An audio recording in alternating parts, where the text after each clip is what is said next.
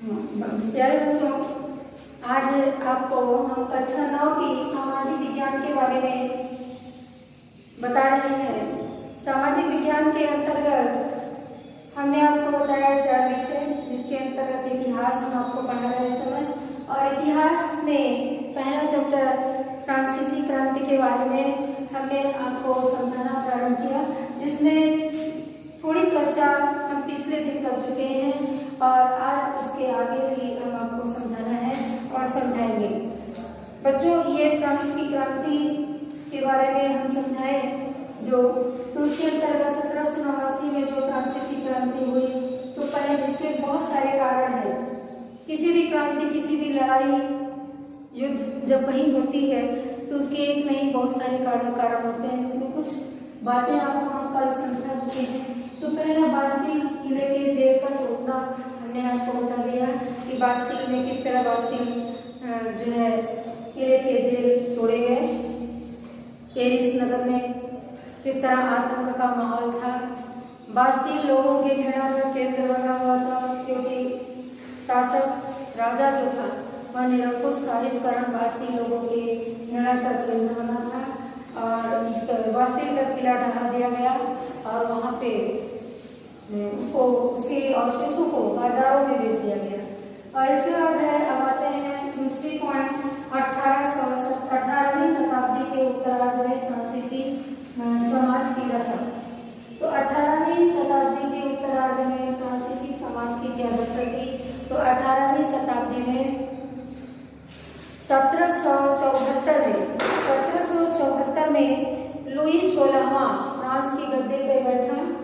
तो लुई 16वां जब फ्रांस की गद्दे पर बैठा तो उस समय फ्रांस की स्थिति अच्छी नहीं थी। राज्य का खजाना खाली था।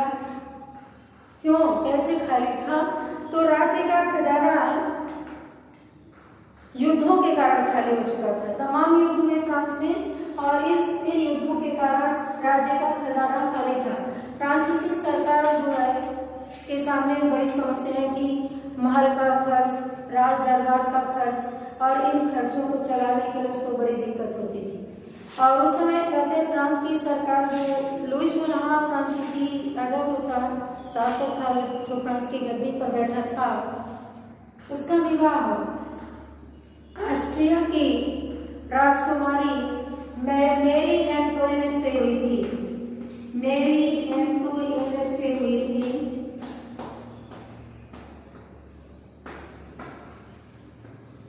ये नाम है, ये नाम मेरी एंटोइनेट लुई 16वां की पत्नी यानी लुई 16वां का विवाह मेरी एंटोइनेट से हुआ था। और फिजूल खर्ची के लिए भी ये लोग कहते हैं कि ये बड़ी फिजूल खर्च करने में आई थी। तो मेरी एंटोइनेट से इसका विवाह हुआ था। ये उसकी राजकुमारी थी, रानी थी। और लुई 16वां गद्दी पर आया तो फ्रांस की स्थिति बड़ी ही कंडीशन उसका खराब था।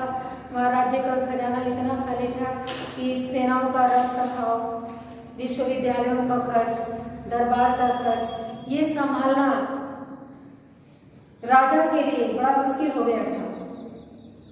और इसके लिए राजा के सामने जनता पर टैक्स बढ़ाने के अलावा कोई चारा नहीं थी। तो जनता पर टैक्स बढ़ाना डायरेक्ट तो ये बढ़ा नहीं सकता था और बिना टैक्स के इसका काम नहीं चल सकता था। तो यहाँ पे फ्रांस की कंडीशन भी बहुत खराब थी।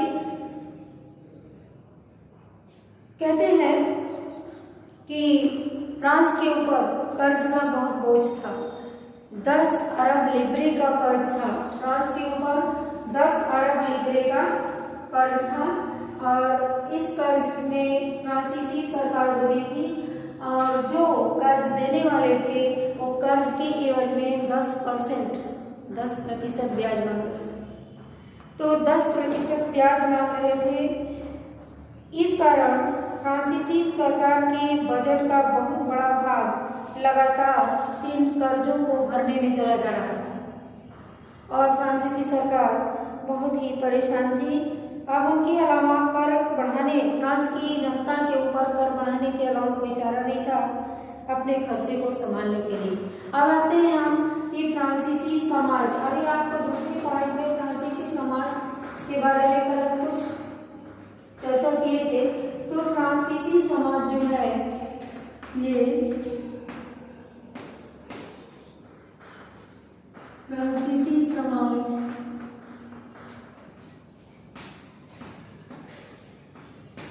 तीन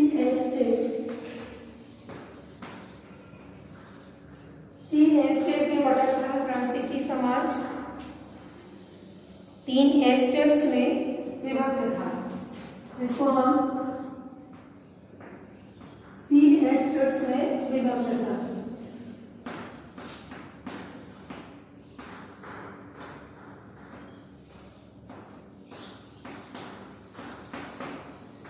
अब इसको 3 एस्टेट्स में जो बटा हुआ था तो तीनों की चर्चा करना भी बहुत अति आवश्यक है।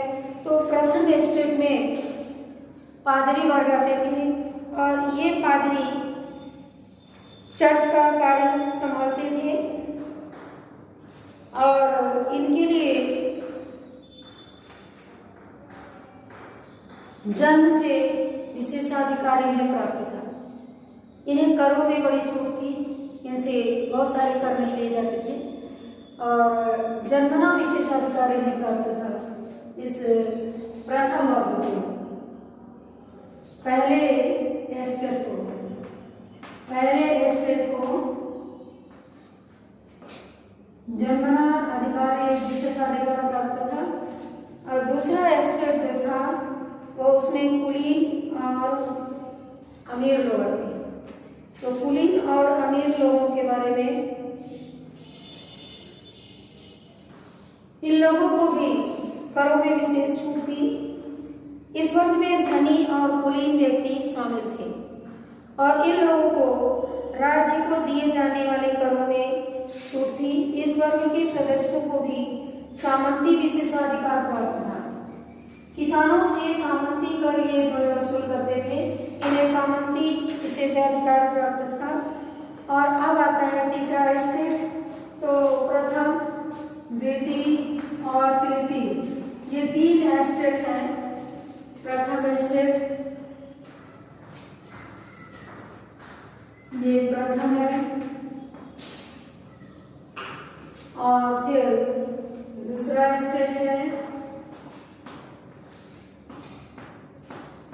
द्वितीय एस्टेट और उसके बाद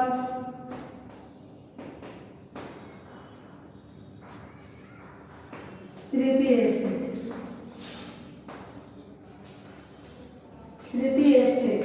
ये समाज 3 वर्गों में बटा था। ये फ्रांस की समाज को 3 वर्गों में बांट दिया गया था, जिसमें प्रथम और द्वितीय की कंडीशन तो अच्छी थी।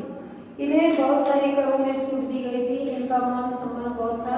लेकिन तीसरे वर्ग जो था, तीसरा स्टेट के लोग जो थे, इनको राज्य के सभी करों को इन्हें देना पड़ता था। इन तीसरे वर्ग में यानी जनसंख्या का जो शेष, ये पादरी प्रथम एस्टेट में आते हैं, अमीर और कुलीन वर्ग द्वितीय एस्टेट में आते हैं और जनसंख्या का शेष सभी बचे हुए लोग तृतीय एस्टेट के अंतर्गत शामिल थे, जिसमें महिलाएं भी तृतीय एस्टेट के में शामिल थी। और इसमें तृतीय एस्टेट के अंतर्गत व्यवसायी, व्यापारी, अदालती कर्मचारी, वकील आदि ये सब आते थे। तो इस वर्ग से संबंधित लोगों को विशेषाधिकार अत्यंत सीमित थे, यानी नहीं के बराबर थे। इनको राज्य के सभी करों को देना पड़ता था, राज्य को सीधे कर इनको देना पड़ता था। उसके बाद तृतीय एस्टेट के सभी सदस्यों को टाइद नामक धार्मिक कर देना पड़ता था। बच्चों, आपको टाइद क्या होता है?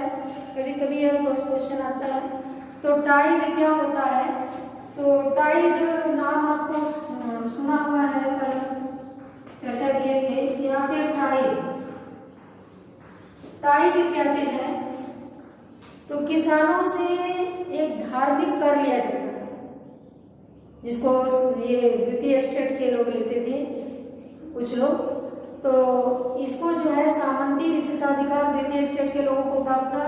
ये किसानों से धार्मिक कर लेते थे। सामाजिक कर भी लेते थे और धार्मिक कर लेते थे। इसको हम टाइद कहते हैं। इस धार्मिक कर को टाइद का नाम दिया गया है। इसके बाद हम आते हैं, ये हो गया फ्रांस के समाज की दशा कि 3 स्टेट में इस तरह बटा हुआ था। तो तीसरे स्टेट के लोगों को टाइद कर तो देना पड़ता था। नमक, तंबाकू जैसी दैनिक उपयोग की वस्तुओं पर भी इनको अप्रत्यक्ष रूप से कर देना पड़ता था। जनता ही राज्य का वित्तीय बोझ करों के माध्यम से उठाती थी। सरकार का जो वित्तीय बोझ था करों के माध्यम से जनता ही उठाती थी, यानी सारा बोझ जनता के ही ऊपर था। उसके बाद आते हैं जीवन के लिए संघर्ष। अब आइए आप तीसरे नंबर पे, जीवन के लिए संघर्ष। तो 1715 ईस्वी में फ्रांस की जनसंख्या 2.3 करोड़ थी। कितना? 1715 में 2.3 करोड़ जनसंख्या थी, जो 1789 में बढ़कर 2.8 करोड़ हो गई। अब आप समझ सकते हैं इतनी तेजी से जनसंख्या बढ़ी, और इतनी तेजी से जब जनसंख्या बढ़ी तो उस बढ़ती हुई जनसंख्या को भोजन भी चाहिए खाने के लिए, लेकिन उत्पादन उतनी तेजी से नहीं बढ़ा जितनी तेजी से जनसंख्या बढ़ रही थी। अनाज के उत्पादन में कमी हुई, लोगों को भोजन की दिक्कत होगी, संख्या बढ़ने पर खाने के लिए भी लोगों को चाहिए, और उस समय वहाँ के लोगों का मुख्य भोजन पावरोटी था। पावरोटी की मांग बढ़ी, और जब मांग बढ़ी, वस्तु की पूर्ति कम है तो उसकी कीमत बढ़ गई।